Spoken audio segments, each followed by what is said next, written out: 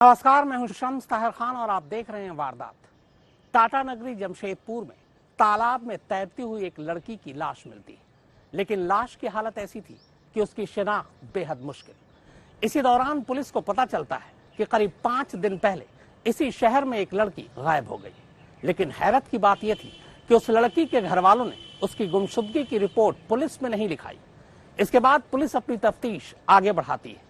फिर एक एक कर 4 किरदार ऐसे सामने आते हैं जिनको देखते हुए पुलिस को शक होता है कि इन्हीं में से कोई असली कातिल है। लेकिन फिर जब असली कातिल का चेहरा सामने आता है तो खुद खाकी चौंक उठती है।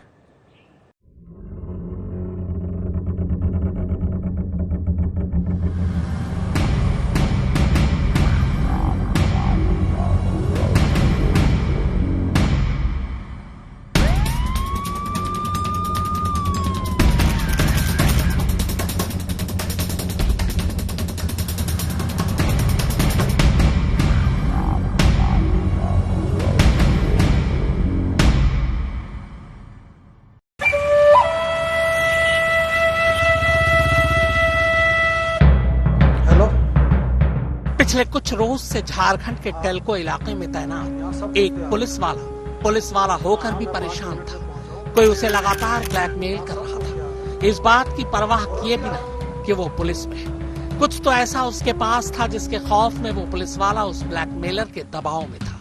धीरे धीरे कर 40,000 रुपए ऐंठे भी जा चुके थे और उसकी डिमांड लगातार बढ़ती जा रही थी।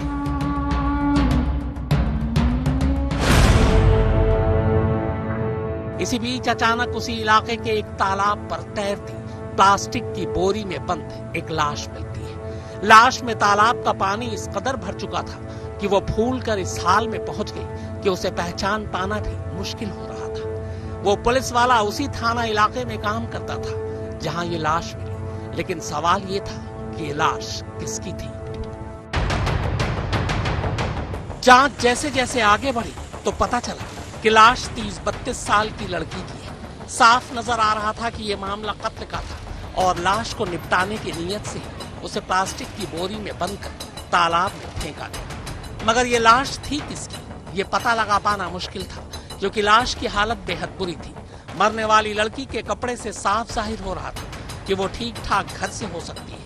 पहले आसपास के थानों में और फिर पूरे जिले के पुलिस स्टेशनों में इस बात का अलर्ट भेजा गया कि पिछले कुछ दिनों में ही गुमशुदगी की किसी भी रिपोर्ट की इत्तला नहीं। लेकिन शहर से ऐसी किसी लड़की के गायब होने की कोई रिपोर्ट नहीं थी।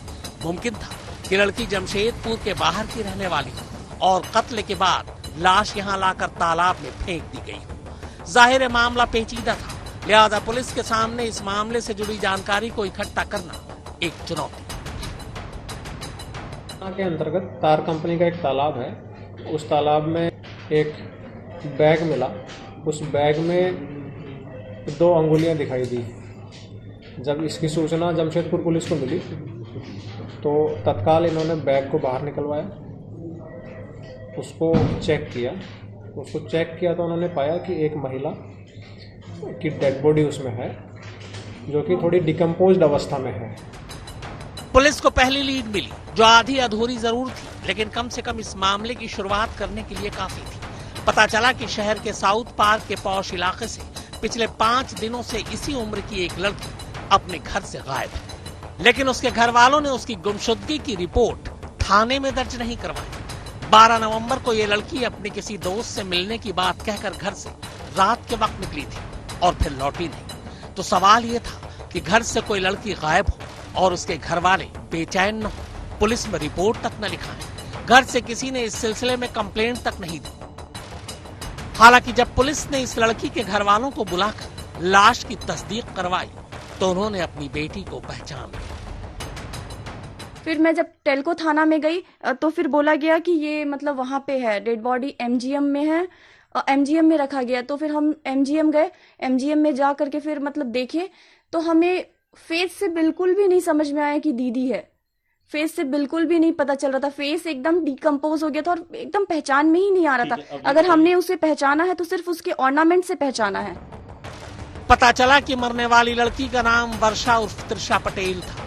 फैशन इंडस्ट्री से जुड़े होने की वजह से वो रात को अक्सर बाहर रहती थी। कई बार तो घर वालों को बिना बताए कई कई दिन तक बाहर रहती थी। घर वाले उसकी इन हरकतों से फिक्रमंद रहते थे। कई बार इसे लेकर विवाद भी हुआ, लेकिन वो इन सब बातों की परवाह नहीं करती थी।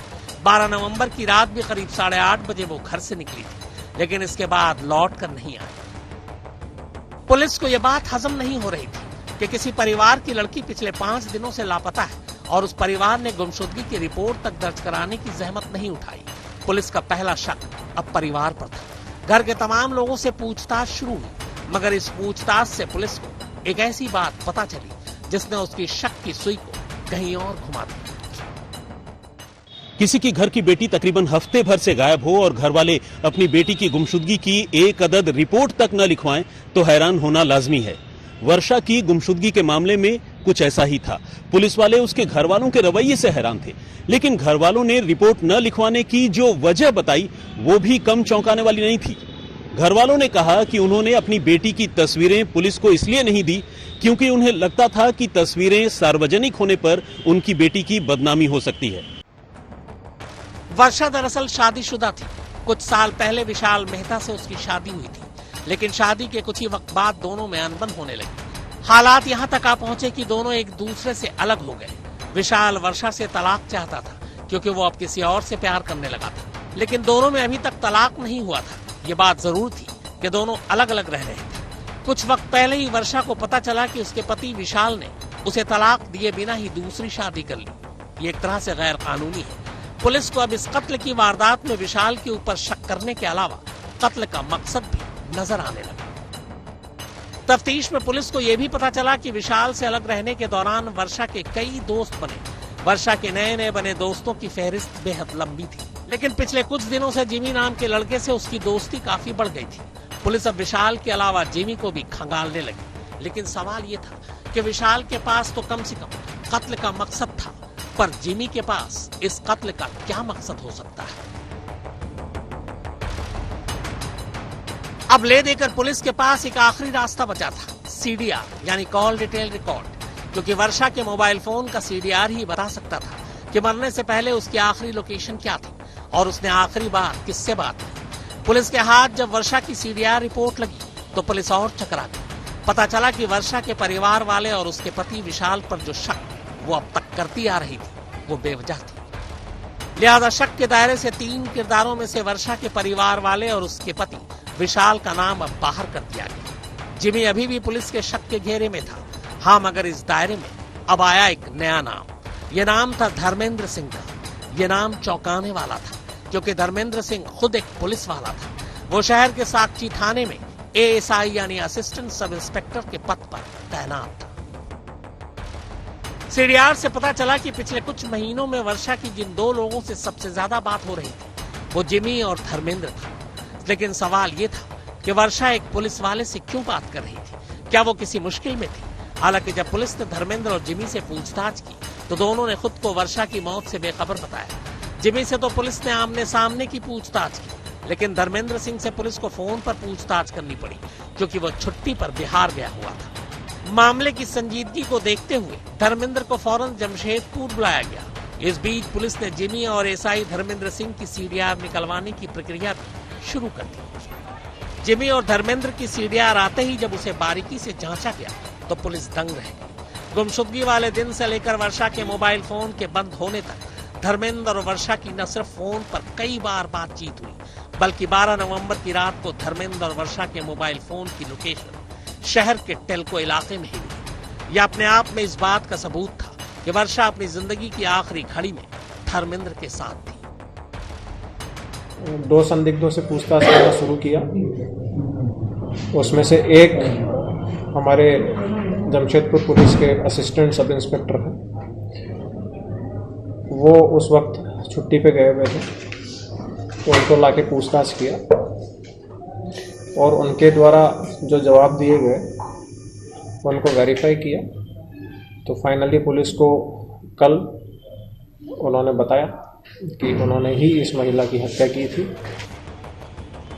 इसी के बाद पुलिस ने जब धर्मेंद्र से सख्ती से पूछताछ की तब धर्मेंद्र ने न सिर्फ वर्षा के कत्ल की बात कबूल की, बल्कि इस साजिश के रचने से लेकर उसे अंजाम देने तक की ऐसी कहानी सुनाई कि खुद पुलिस वाले भी अपने बीच के एक शख्स की सच्चाई को जानकर हैरान रह गए। धर्मेंद्र ने बताया कि 12 नवंबर को उसी ने वर्षा को टेल्को में अपने पास बुलाया था। वर्षा करीब 9 बजे धर्मेंद्र के टेल्को वाले घर पहुंची। इस मुलाकात के दौरान दोनों के बीच किसी बात को लेकर झगड़ा हो गया। इसी के बाद धर्मेंद्र ने वर्षा का कत्ल कर दिया। धर्मेंद्र ने पहले वर्षा का सर दीवार पर मारा, जिससे वो बेहोश हो गई, और फिर गला घोंटकर उसकी हत्या कर दी। पुलिस के सामने अब वर्षा का कातिल मौजूद था, लेकिन पुलिस को यह बात हजम नहीं हो रही थी कि सिर्फ अचानक हुए झगड़े की वजह से ही उसने वर्षा का कत्ल किया हो, क्योंकि कत्ल की इस वारदात को जिस तरीके से अंजाम दिया गया, उससे ऐसा लग रहा था कि इस कत्ल की तैयारी बहुत पहले से की गई थी। पुलिस की माने तो धर्मेंद्र ने कत्ल के बाद लाश को निपटाने के लिए प्लास्टिक की 2 बड़ी बोरियां पहले से ही खरीद रखी थी, ताकि उसी बोरी में भरकर लाश को ऐसी जगह फेंकी जाए कि किसी को पता ही नहीं चले, और उसने ऐसा ही किया। धर्मेंद्र ने उस रात वर्षा की जान लेने के बाद लाश निपटाने से पहले पूरी तैयारी की। उसे बोरी में पैक किया, फिर बोरी का मुंह सिला और रात को टेल्को के उस इलाके में बीट पर तैनात पुलिस वालों को फोन कर उनकी लोकेशन के बारे में जानकारी हासिल की। धर्मेंद्र खुद पुलिस में था, तो उसका बीट अफसरों के बारे में बातचीत के दौरान पूछताछ करना पुलिस वालों को भी अजीब नहीं लगा।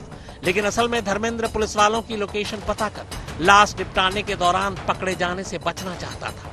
देर रात करीब 1:30 बजे जब धर्मेंद्र को इस बात का यकीन हो गया कि बीट अफसर दूसरी तरफ है और आसपास के लोग सो रहे हैं, तो उसने लाश से भरी बोरी अपनी बाइक पर रखी और उसे तार कंपनी के तालाब में फेंककर वहां से वापस घर लौट आया।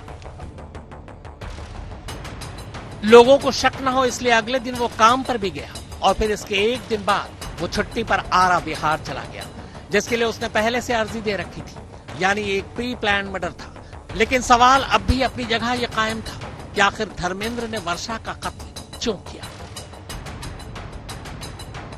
कातिल ने लाश को ठिकाने लगाने के लिए प्लास्टिक की बोरी पहले से खरीद रखी थी। कातिल ने छुट्टी पर जाने की अर्जी भी पहले से दे रखी थी, यानी यह साफ था कि कत्ल अचानक झगड़े के बाद नहीं हुआ, बल्कि कत्ल की साजिश पहले से ही रची जा चुकी थी। पर आखिर कत्ल की वजह क्या थी? तो अब कातिल अपना मुंह खोलता है और फिर वो जो कहानी सुनाता है, उस कहानी को सुनने के बाद पुलिस वाले तो खैर यकीन कर लेते हैं, लेकिन लड़की के घर वालों को कातिल की कहानी पर अब भी भरोसा नहीं है। धर्मेंद्र अब जो बताने वाला था वो और भी ज्यादा हैरान करने वाला था। बकौल धर्मेंद्र, वर्षा उसे ब्लैकमेल कर रही थी और पैसे ऐंठ रही थी। उसके इस ब्लैकमेलिंग के खेल में वो वर्षा को अब तक करीब 40,000 रुपए दे भी चुका था। तो सवाल ये था कि ब्लैकमेलिंग क्यों? आखिर वर्षा के पास ऐसा क्या था जो वो एक पुलिस वाले को ब्लैकमेल कर रही थी? पुलिस की माने तो वर्षा की तरह खुद धर्मेंद्र कुमार भी शादीशुदा था, लेकिन इसके बावजूद दोनों एक दूसरे के बेहद करीब थे।